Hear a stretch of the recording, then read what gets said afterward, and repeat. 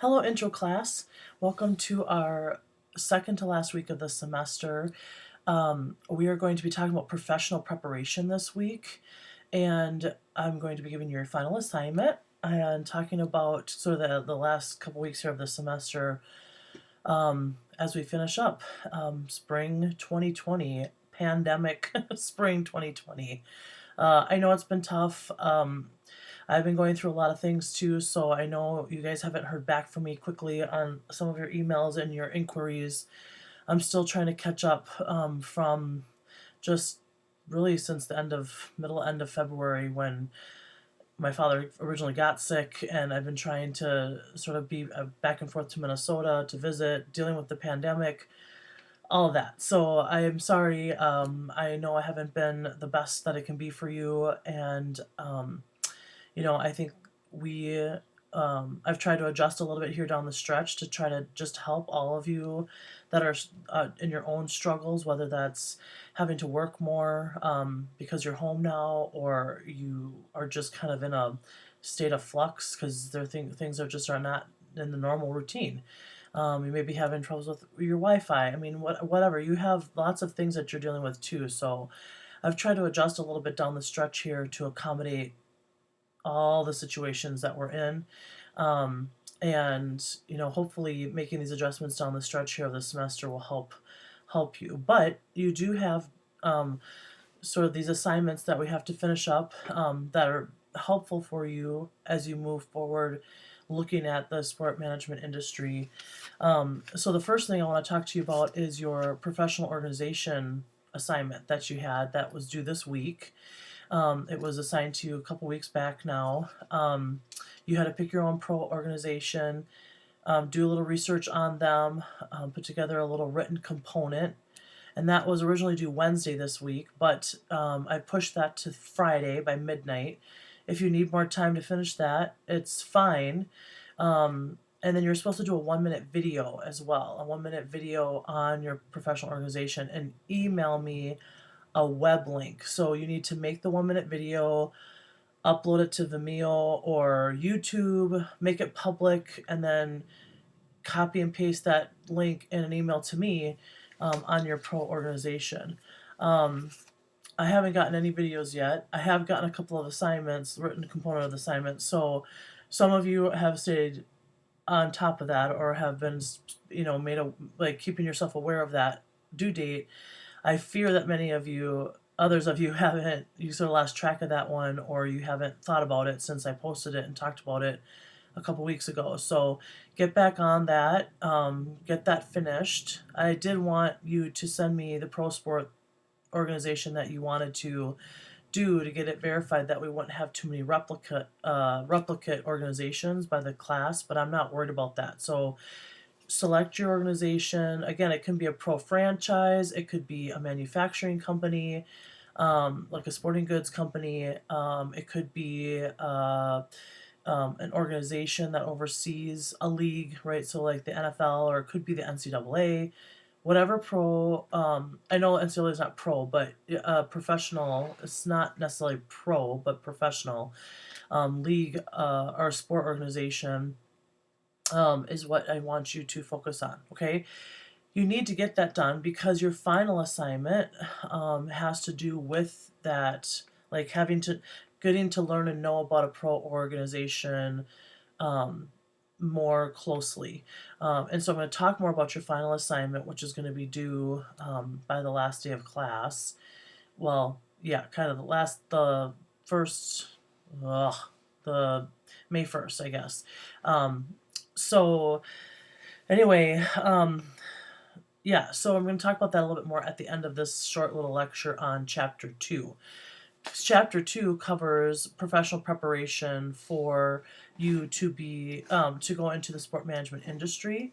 And your book puts it at the beginning of your authors put it at the beginning of the book, and I use it at the end of the semester because I think it's valuable now that we've gone through the entire semester and looked at all the different avenues for professional opportunity in sport management, that you then think about, you probably have some ideas of like areas you'd be interested in going into in sport management. in the sport management industry. And so I feel like it probably is more helpful when you're thinking about professional preparation that you actually kind of have an idea of where you want your professional aspirations to land, to take you. And so I sort of shifted to the end thinking that maybe you at least have some kind of an idea that helps you think about, okay, I need these things because I want to become X, Y, and Z. I want to become a sport marketer for a semi-pro team. And now that I know that, now as I'm going through this professional prep chapter, I kind of can see how this would be helpful for attaining a potential job opportunity or a professional opportunity in that area. So when you look at chapter 2, and I've also posted a short lecture, a slideshow, you're going to see that there's sort of these three components. The first thing you're going to recognize that there's three components of a professional perspective. There's your professional preparation, your professional attitude, and then your career planning and management. So you want to be thinking about your prep as what you're doing now. You're getting your education and things that are related to education. I'm going to talk more about that in a moment. Your professional attitude is your maturity in the professional workplace. So we'll talk more about that as well. And then your career planning and management, which feeds into what your final assignment is going to look like. So talking a little bit more about professional preparation, you have to be thinking about yourself now as more than just simply a student. When you were growing up in elementary and middle school and high school, you were a student who went and sat in class and you had your same schedule that was probably mostly designed for you, maybe with the few exceptions of electives that you got to choose in high school. But, you really did, your identity really was a student. I'm a student and getting my education. Now you need to be thinking about yourself as more than just simply a student. You should not just be coming idly sitting in classes and going through the motions and just doing the assignments because they need to get done in any of your classes. You should be thinking about how every assignment, whether it's in your major area or not, pardon me, can be something that's intentionally helping you develop your mind, expanding your exploration in the world around you, how it could be creatively used if it's something that doesn't seem connected to your professional interests or desires, like how it could be connected to you or how you could make it relate.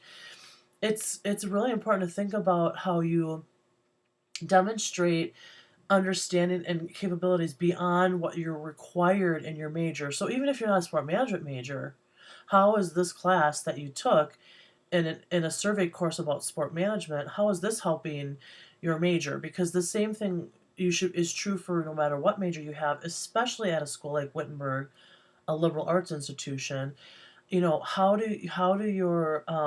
How do your skills and capabilities and knowledge adapt to what your major curriculum offers you? With that, you should be thinking about how can you express yourself both written and orally and through communication. You should be thinking about, are you a better written communicator or oral communicator? And capitalize on the strengths that you might have in terms of your communication skills, but also think about developing the one that is less strong, right? So you should be a very strong writer by the time you leave Wittenberg, and you should feel comfortable enough to communicate orally, like present. If you struggle with either of those are things you should challenge yourself to get better at by utilizing the resources on campus that can help you, and taking seriously the assignments when those skills are expected of you. You use the Writing Center when you have a paper that's due. You use the Oral Communication Center when you have to do a presentation. And or you talk with the professor and make sure that you are really hitting the goals and ideals of the assignment, the metrics of the assignment, so that you're taking advantage of becoming better at written and oral communication. A lot of people sometimes ask me, like, well, why, I don't want to be a writer, or I'm not going to do anything with writing. Why do I have to be such a good writer? That's what, people who are good at that, that's what they're for. And I always tell people the people that lead you will be better communicators with you, both written and orally. So if you want to be a leader and you want to be the highest level leader you possibly can be, you have to write well, you have to speak well. Because if you lack in either of those areas, people will recognize that as a weakness in leadership, that you won't be able to clearly communicate that, especially if it's, written or oral presentation to the public, that it can be embarrassing if you don't speak well, or if you don't, you don't put out a message that's written in a way that reflects well of your organization. So I always say to people, like, well, you don't have to be a really good writer or worry about becoming a strong writer, or don't have to worry about speaking well in front of others. But if you really want to be excel and elevate up to the highest leadership position, even if it's not like a public face of an organization, you still have to be able to communicate well orally and communicate well in the written form. So that's important to think about too as you're growing and progressing as a student here. Um, you also want to be thinking about, like, how are your humanity courses, your social, your physical science courses, how are these courses that um, go beyond, again, your curriculum, how are they helping feed your knowledge, and giving you a well-rounded perspective on the world, and with that, good understanding cultures around the world too. Because remember, I talked about from the very beginning of the semester how diverse the sport industry is. So the more culturally aware that you can be, other cultures, the more diverse in your understanding of people, and inclusivity and how you include others, the more adaptable you're going to be, and the more valuable, like, really, the value that you have is going to be higher, because people are going to feel that you're going to be a good you're going to incorporate others in the work. um, so when we think about professional prep, we want to think about your major courses, your curriculum in sport management, or your minor curriculum in sport management. That's which is across the board, across the country, approved by the Commission on Sport Management Accreditation. And you can be thinking about the fact that you can get an undergrad. You're going to get your undergraduate degree in sport marketing, your degree in, or your major in sport marketing. Then you can also go for a master's in sport marketing. And there are folks that get their doctorate in sport marketing, but those are typically people who are thinking about educational administrative work, right? Like becoming a professor or athletic director, or maybe work in the private and public business sectors where a doctorate is a preferred level of education. But most people that are in leadership roles in the sport management industry have advanced to a master's degree, and that's sort of the highest level of degree that they achieve. Um, the last part of your professional preparation as a student is thinking about your field experiences, your internships, your applied projects.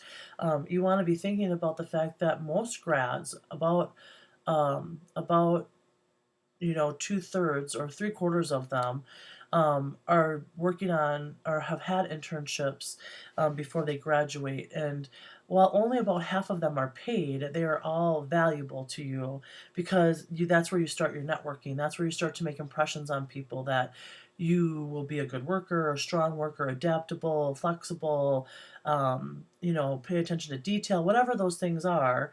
You're going to start to show those in your internship experiences, and those are the people that are going to help you get to that next thing in your professional pursuits.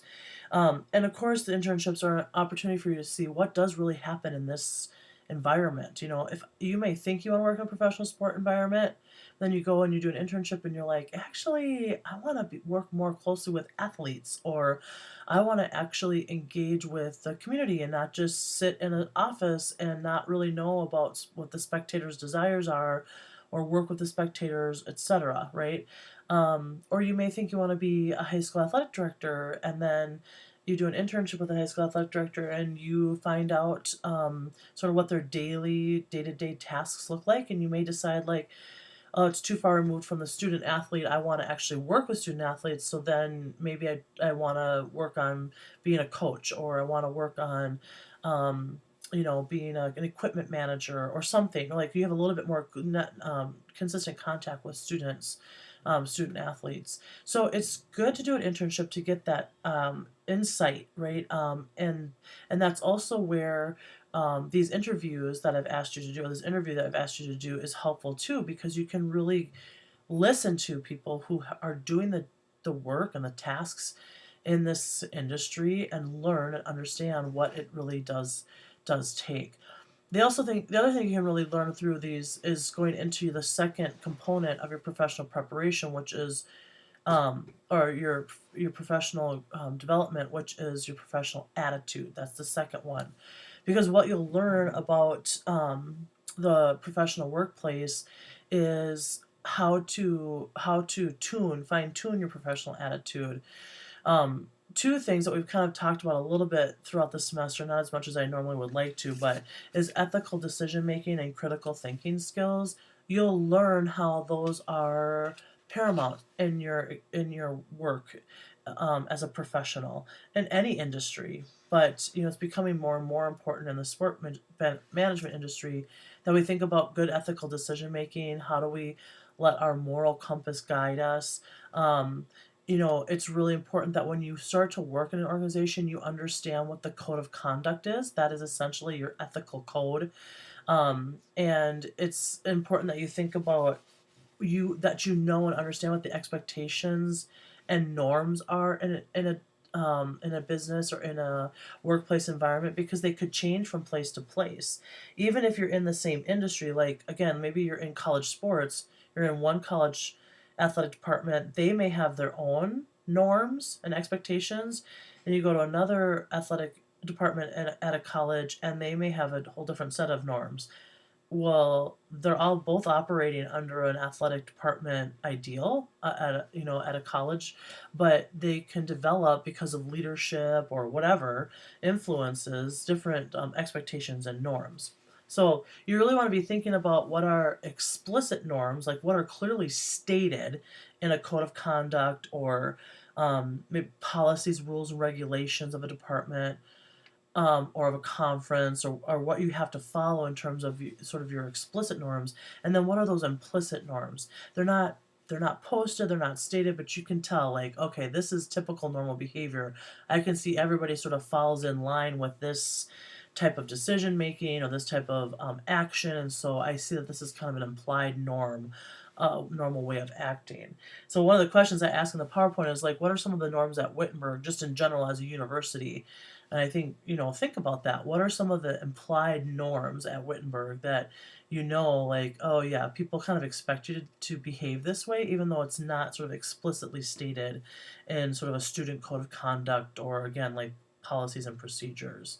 Um, and then of course with that, the critical thinking skills that you need to have. Remember, that's just not thinking simply. It's just not coming up with like the first answer. It's really pushing yourself and thinking deeply about how do you reflect and gain information and perspective before you make decisions about any kind of topic. And then the second part of your professional attitude is sort of that workplace action, or your behavior. So your professional image, as much as that kind of sounds superficial, well, it is a little bit, but that's because that's the first thing people can really make a judgment or a call about you on, is like how you present yourself, right? So in an interview, that's why it's so important that you look sharp and you look put together and clean and respectful, because people will judge you about that. Your grooming, your attire, your accessories, posture, social media, all of those things go into the reflection of your image.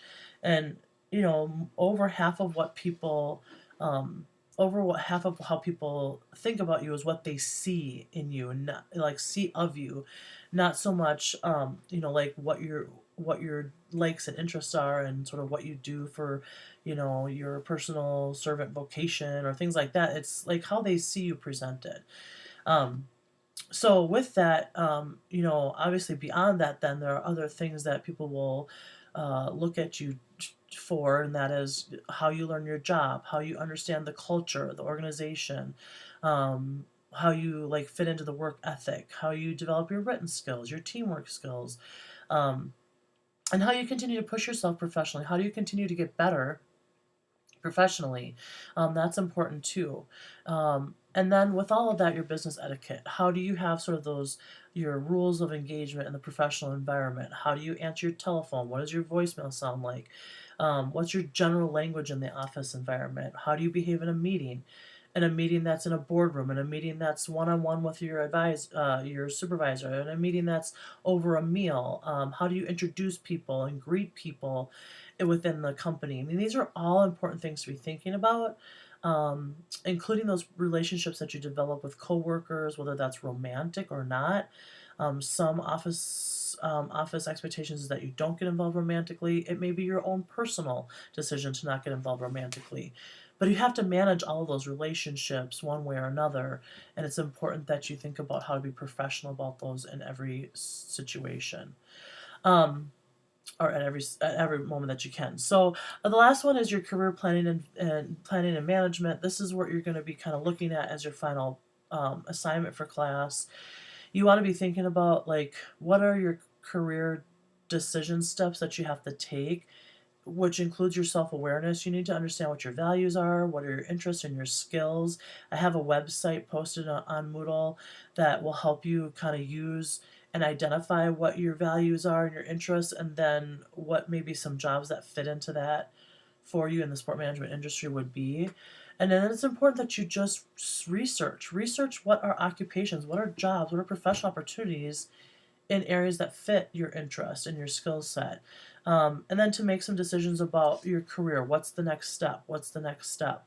And then, search for jobs. So, what's the next step for an internship? Then, after the internship, how do you get an apprenticeship or an assistantship or whatever it is that you then make that decision, and then you search for the jobs that might fit that next step that you need, and then you're on your way to the next part of your career development. So I have job resources on a slide there listed for you. I have some links on the on Moodle for you to take a look at them more carefully, but the ones I don't have links for, you literally can type those names in to your Google search and they'll pop up and you can take a look at those. So your final assignment, on the last slide, you'll see that your final assignment for the semester has sort of 4 aspects to it. It's 30 points.